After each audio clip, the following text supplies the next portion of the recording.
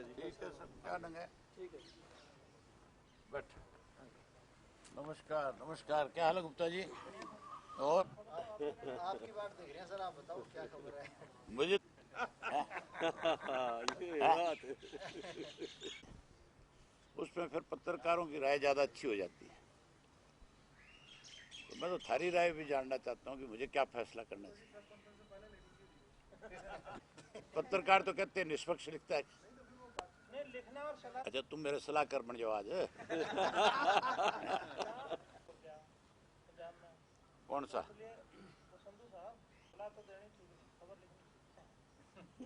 से पूछवार तो जरूर सलाह दे यार। आज अभी हमने एक मीटिंग करी पीएससी की। पहले 1 तारीख को हमारी मीटिंग थी जींद में, और एक की जो मीटिंग थी उसमें यह तय हुआ था कि पीएससी जो फैसला कर देगी हम उसी के हिसाब से फिर अपने वोट का फैसला करेंगे। इस दौरान बीच में नगर पालिका के चुनाव का इशू था, और था कई और बहुत सारे चोई साहब वाला इशू था, तो मुझे कहीं ना कहीं व्यस्त रहना पड़ा। अभी हमने आपस में बैठ करके एक फैसला लिया है। जो बात मैंने आप लोगों से पूछी थी, मैं इन परिस्थितियों में मुझे क्या फैसला लेना चाहिए, इसके लिए पार्टी के सीनियर साथी बताएं। मैंने ये सारा इन पे छोड़ दिया था। मेरे सामने एक बड़ी कठिनाई है। एक तरफ तो कांग्रेस है, जिस कांग्रेस ने लंबे समय तक इस देश को लूटने का काम किया, जिस कांग्रेस को चौधरी देवीलाल ने छोड़ दिया था, और इसी बात पे छोड़ दिया था कि काले अंग्रेज तो चले गए थे, गोरे तो चले गए थे, और ये काले अंग्रेज कांग्रेस के रूप में हमारे देश में आ गए, जो किसान को लूटना शुरू कर दिया। और चौधरी देवीलाल ने उस वक्त किसान आंदोलन चला करके, मुजाहरा आंदोलन चला करके, और कांग्रेस ने जब उनकी बात नहीं मानी तो उन्होंने उस पार्टी को फिर छोड़ना पसंद किया। जिस कांग्रेस को छोड़ दिया, और जिस कांग्रेस ने षड्यंत्र के तहत चौटाला साहब को 10 साल की कैद करा दी। हुड्डा का एक बयान था पिछले दिनों, कह रहा था कि अब जो सजा हुई है वो किसने कराई है। उस हुड्डा से ये पूछो कि ये मुकदमा दर्ज किसने कराया था। ये मुकदमा भी इसी का दर्ज कराया हुआ था, इसी के फर्जी गवाह खड़े किए हुए थे।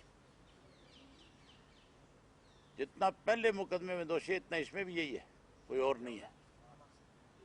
और हुड्डा ने तो जब इसका लड़का चुनाव लड़ रहा था राज्यसभा का, तब तो मेरे से टेलीफोन करके वोट मांगा था कि अभय सिंह जी, दीपेंद्र चुनाव लड़ रहा है, मैं उम्मीद करूंगा कि आप हमारी मदद करोगे।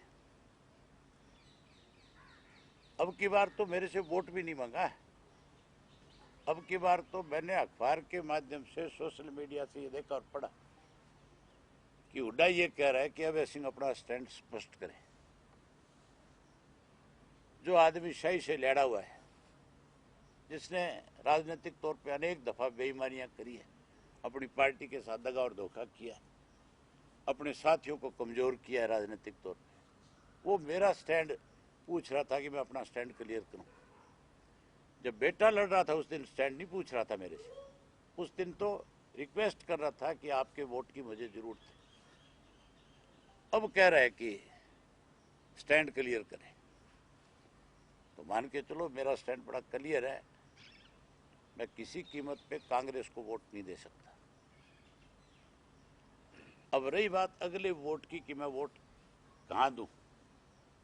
अगर मैं वोट नहीं देता हूं तो उसका राजनीतिक लाभ जिस कांग्रेस पार्टी को मैं पहुंचाना नहीं चाहता उसको मिलता है, इसलिए मुझे वोट मेरा कास्ट करना पड़ेगा। मेरे लिए तो बीजेपी भी कांग्रेस की तरह एक नागनाथ और एक सांपनाथ वाली बात है। भाजपा ने भी इस प्रदेश के अंदर, देश के अंदर किसान को बहुत परेशान किया। और मैंने उन किसानों के हक के अंदर लड़ाई लड़ करके अपना त्याग पत्र भी दिया। और उसके बाद मुझे हराने के लिए भारतीय जनता पार्टी और कांग्रेस दोनों ने सामूहिक रूप से इकट्ठे होकर के सैकड़ों करोड़ रुपए खर्च करके उस चुनाव में, जिसका मैंने विधानसभा में सत्र के दौरान खुल करके ये बात रखी थी कि लोगों को 15-15 हजार रुपया वोट का लालच दे करके भी इन लोगों ने मुझे हराने का प्रयास किया। और स्पीकर ने कहा था मुझे एफिडेविट दो, और मैंने एफिडेविट भी ले जा करके दिए। तो मान के चलो मैं उस भाजपा को वोट भी नहीं दे सकता जो भाजपा अपनी तरफ से कोई और कसर नहीं छोड़ रही थी मुझे राजनीतिक तौर पे खत्म करने के लिए। तो लोग मेरे साथ थे, लोगों ने मुझे दोबारा से फिर विधानसभा में चुन करके भेजा, लोगों ने मेरे प्रति एक विश्वास व्यक्त किया। अब तीसरा कैंडिडेट है एक जो इंडिपेंडेंट चुनाव लड़ रहा है, उसको भाजपा भी मदद कर रही है, जेजेपी भी कर रही है, इंडिपेंडेंट भी कर रहा है।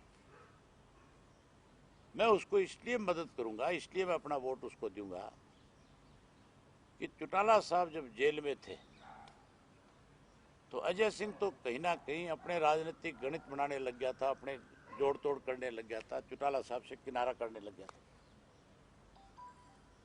उन वक्त में चौटाला साहब को अगर किसी ने सबसे ज्यादा उस जेल के अंदर अपनी एक जिम्मेवारी निभाई उनके साथ, तो मनु शर्मा ने निभाई थी। उसने अपनी तरफ से हर वक्त एक बाप बेटे के रिश्ते के तौर के ऊपर उनके साथ रहा। और अब जब ये चुनाव आया तो मनु शर्मा मेरे पास आए थे, चौटाला साहब से भी उन्होंने संपर्क किया और मैंने अपने साथियों को सारी बात से अवगत कराया कि भी इस वक्त में मुझे क्या फैसला लेना चाहिए। अगर मैं वोट नहीं डालूं तो सीधा फायदा मान के चलो कांग्रेस का,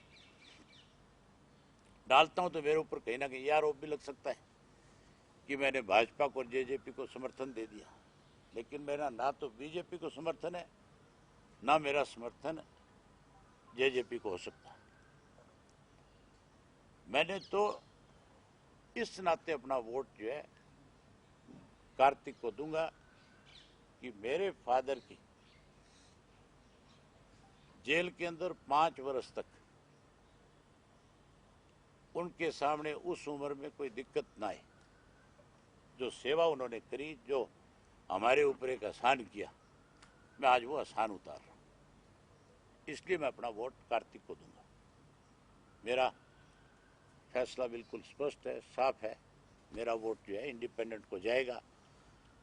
चुनाव जीते हारे, जब कोई चुनाव होता है, चुनाव लड़ता है, तो मान के चलो कोई एक जीतता है, कोई एक हारता है।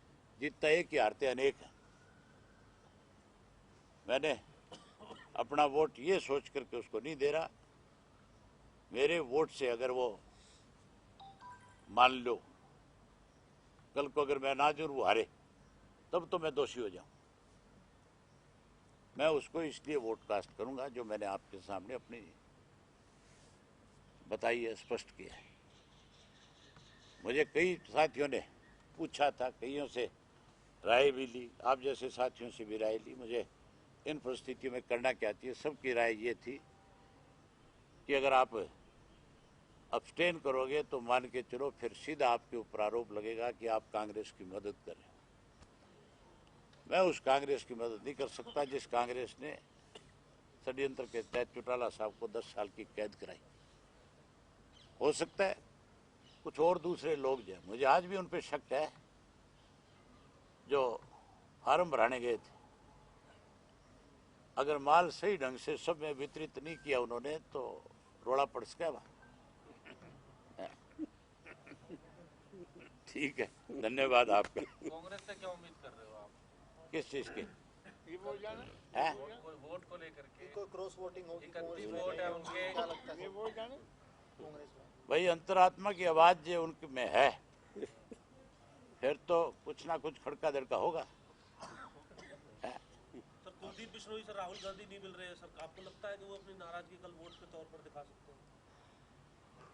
उसने तो बहुत पहले अपनी बात स्पष्ट कर दी। आदमी को कहते हैं समझदार को इशारा काफी है। जिस आदमी ने साफ तौर पे ये कह दिया कि अंतरात्मा की आवाज के ऊपर वोट करूंगा, और हुड्डा ने एकदम से ये कह दिया लपक करके उसी बात को कि फिर अगर अंतरात्मा नहीं मान रही है तो फिर पार्टी में नहीं रहना चाहिए। तो इसका क्या मायना निकालोगे आप? किरण चौधरी भी नहीं पहुंची थी सर रायपुर वहाँ पर रिजॉर्ट पे।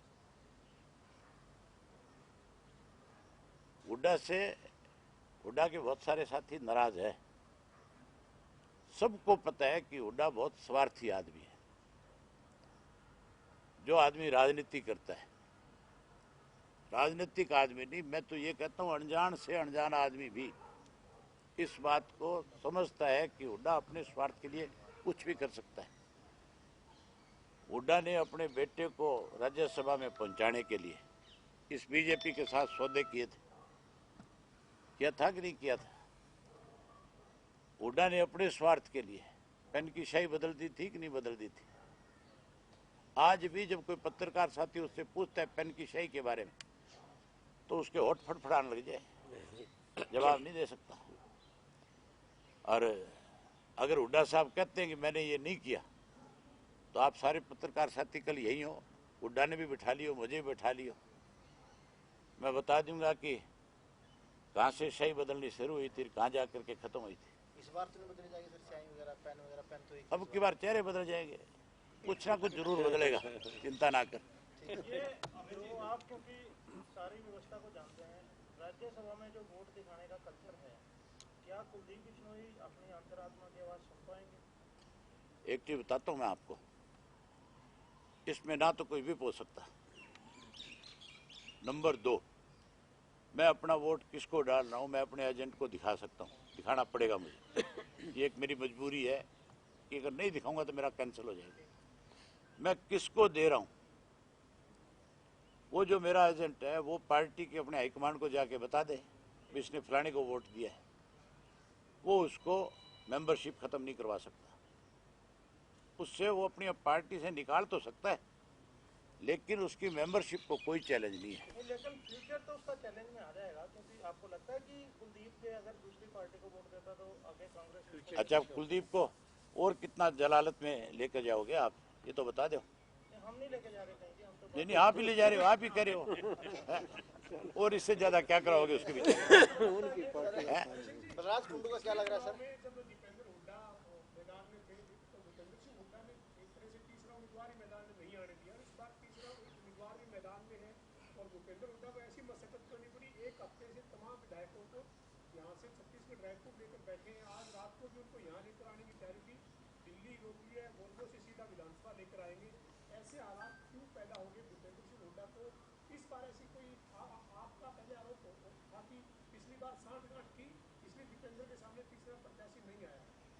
अब की बार भी भूपेंद्र सिंह हुड्डा ने जो 3 नाम सुझाए हाईकमांड को, मैंने पहले भी ये बात बताई थी, इसकी तरफ से 3 नाम थे। पहला नाम था गुलाम नबी आजाद का, नंबर 2 पे नाम दिया आनंद शर्मा का, और नंबर 3 पे नाम दिया था अशोक अरोड़ा का कि अगर किसी पंजाबी को देनी है तो अशोक अरोड़ा को दे दो।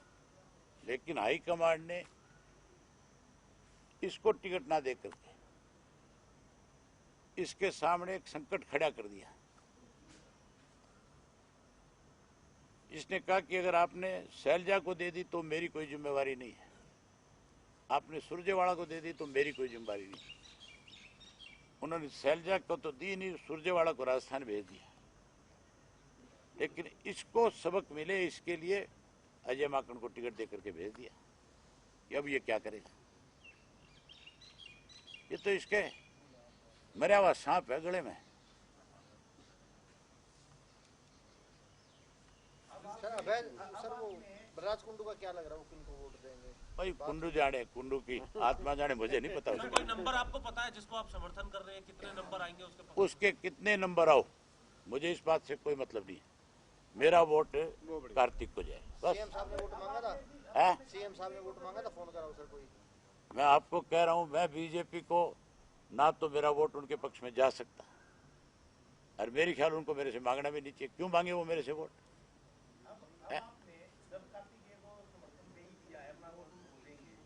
अभय सिंह उन एमएलए में थोड़ा ही है जिसको कोई भी जाके कहे तेरा वोट दे दे। ये बात तो तुम जानते हो कि नहीं जानते? हाँ? मेरे पास मन्नू शर्मा आया, मन्नू शर्मा ने मुझे ये बात कही, मैंने उसको आते ही पहले दिन इस बात का आश्वासन दिया कि आप निश्चिंत रहो, मेरा फैसला जो होगा बिल्कुल ठीक होगा। अभी आपने ना कार्तिक केशव नहीं वोट देने का जो ऐलान किया है, उसके बाद कोई भी वोटर है ना ये सोच के वो डालता है कि मेरा उम्मीदवार जीतेगा। हाँ। तो आपको नंबर गेम में जो 30 का नंबर गेम है, तो उसमें क्या लगता है कि वो कहाँ तक पहुँचेंगे? अरे मैं अभी तो बता के हटाऊं तुम्हें भी कुछ फार्म प्राणी बेईमान हो उसके फिर भी थारा समझ में को नहीं आओ।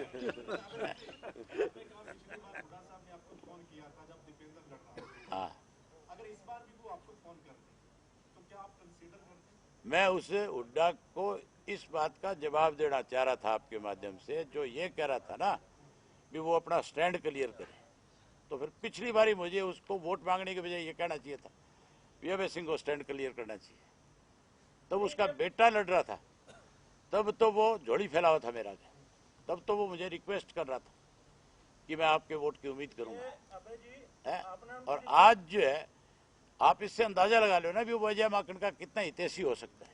अगर वो सीरियसली अजय माकन की मदद करता तो इस चुनाव में भी मेरे से वोट मांगता, उसने औरों से भी संपर्क किया होगा।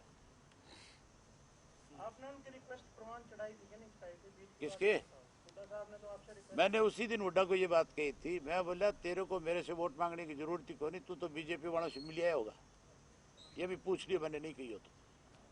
अच्छा वैसे जी, क्या सीएम खट्टर साहब ने कोशिश की आपसे संपर्क करने की इस चुनाव में? क्यों? मैंने बीजेपी को वोट देना जो मेरे से संपर्क करेगा। मतलब उन्होंने की होगी क्योंकि वो समर्थन दे रहे हैं कौन? इंडिपेंडेंट। तो जैसा उनका समर्थन उनको मिल सकता है तो जो लड़ेगा वो मांगेगा मेरे से वोट, तो है? मेरे से तो वही मांग सकता ना जो चुनाव लड़ेगा। धन्यवाद सर। ठीक, बहुत बढ़िया जी। कोई चाय कॉफी पी नहीं आप?